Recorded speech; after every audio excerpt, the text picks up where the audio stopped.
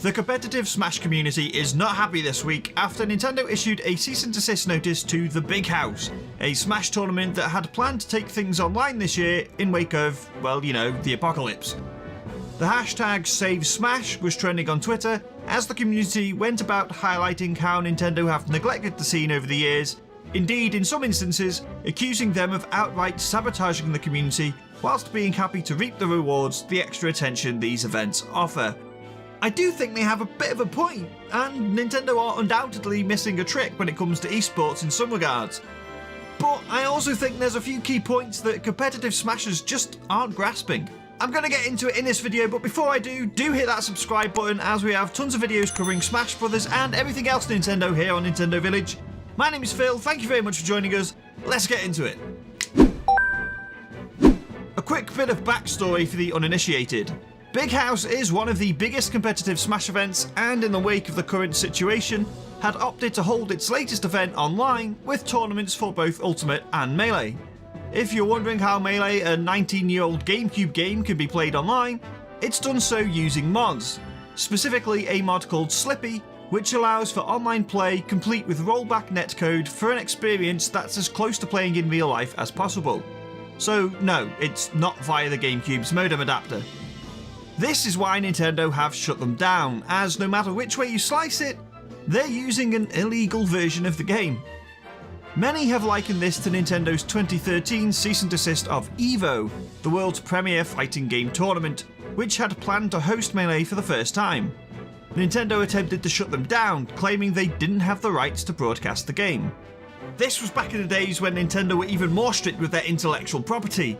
YouTubers will no doubt recall how difficult it was to make content about Nintendo games when Nintendo was so trigger happy with their copyright strikes. They were just a bit out of sync with the times, and eventually after a big backlash, they relented and Melee was streamed as part of EVO, and to great success. They eventually rolled back on the YouTube thing too. The reason Nintendo have relented on the broadcast front is because there's a considerable marketing benefit to having their games highlighted by influencers. Whether that's people on YouTube making interesting analytical content, or Twitch streamers simply having fun with their games, it's all free advertising and rather powerful. This is the argument the competitive Smash scene makes when it complains that Nintendo doesn't support them. The world's best Melee player, Hungrybox, sums it up in a recent video. When people see Melee, they see Smash Bros. When they see Smash Bros, they get interested in the scene. Maybe they buy more copies of Ultimate. Maybe they start playing more Smash in general. Maybe they go to GameStop and they find some used copy of Melee, whatever it is. And here's the thing, by and large, when it comes to fighting games, he's right.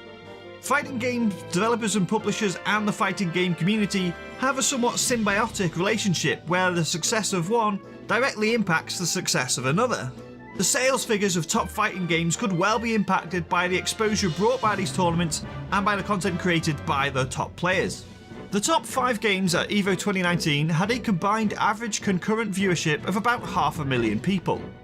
Obviously, some of those people will have watched more than one game, but even so, that's a significant viewership, and if you're a game like Street Fighter V or Dragon Ball FighterZ, that can move the needle on your sales numbers in a way that's not to be sniffed at.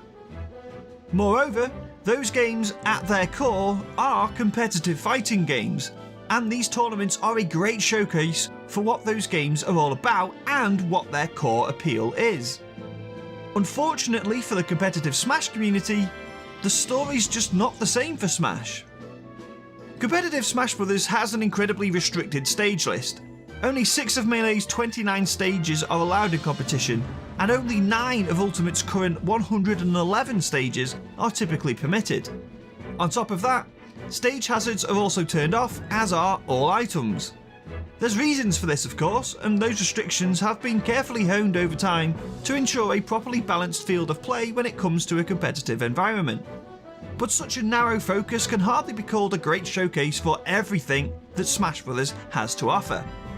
Indeed, Smash has always been an odd fit in the fighting game community, largely because, at its core, it's not a fighting game.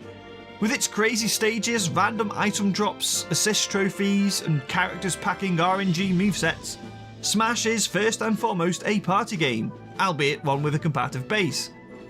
The man behind it, Masahiro Sakurai, even came up with the idea as a way to make fighting games less competitive and more fun for casual players.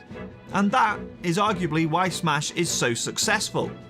Let's talk sales figures again and compare the units sold by some of the other titles that were on the slate at this year's EVO. Street Fighter V has currently sold somewhere in the region of 3.7 million copies.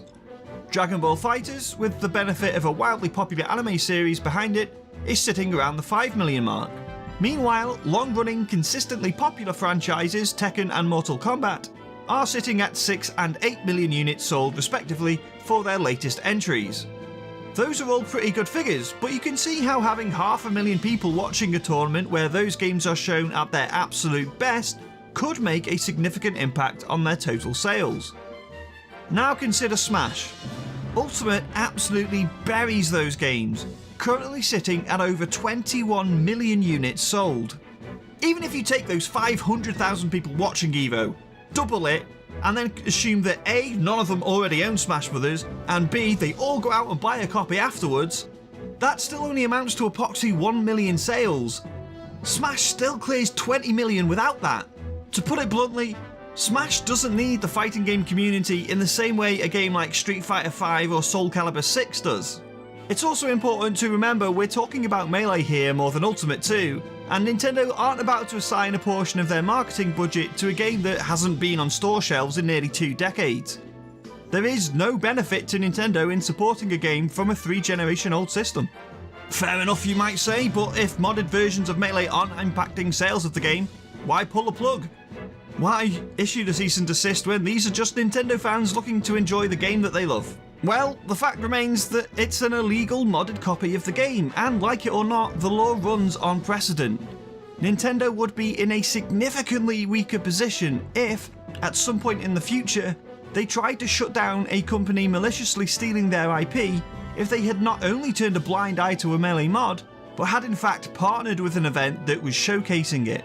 It's not about Smash, and it's not about Nintendo trying to glean free marketing from Melee players either. The truth is, competitive Melee has zero impact on the success of Smash as a series, and Nintendo just waving through modded copies of the game opens the floodgates to potential malicious copyright infringement further down the line. I should say that I love competitive Smash. Hungrybox is one of my favourite Smash content creators. I'm constantly blown away at how incredible a player MKLeo is, and my own young Link play would not be what it is without watching top plays from Toast or guides from the likes of Leffen. But as much as I love that side of the game, Nintendo just don't need it. Unlike the other games I've mentioned, which rely on the fighting game community for a significant chunk of their sales and marketing, competitive Smash could disappear off the face of the earth tomorrow, and the series would still outperform every other game in the genre. All this being said, I still think Nintendo are missing a trick when it comes to esports. Smash might be fine without it, but keeping those Smash fans happy means they'd be much more likely to champion new games like ARMS, which is arguably more suited to competitive play anyway. But the truth is, with tournaments running illegal copies of Nintendo's game, not to mention the various scandals that have been unearthed this year, the Smash community is more of a liability than a help to Nintendo as it currently stands. They don't have a strong hand to offer Nintendo in terms of marketing exposure. Their games sell great regardless. And so if the community wants support from Nintendo in future, they can't put themselves in a position where they could potentially compromise Nintendo's own interests, and that includes running modded versions of their games. I get it sucks, but it is what it is. I'm sure I'll get some hate for this, but let me know your thoughts down in the comments. I'm keen to hear what they are. Thank you very much for watching. I hope you enjoyed this video. If you did, do consider subscribing to the channel as we have new videos up every week. And don't forget to check out thenintendovillage.com for more Nintendo news, reviews, features, podcasts, and all that cool stuff. Thanks again for watching. Really appreciate it. I'll catch you all next time.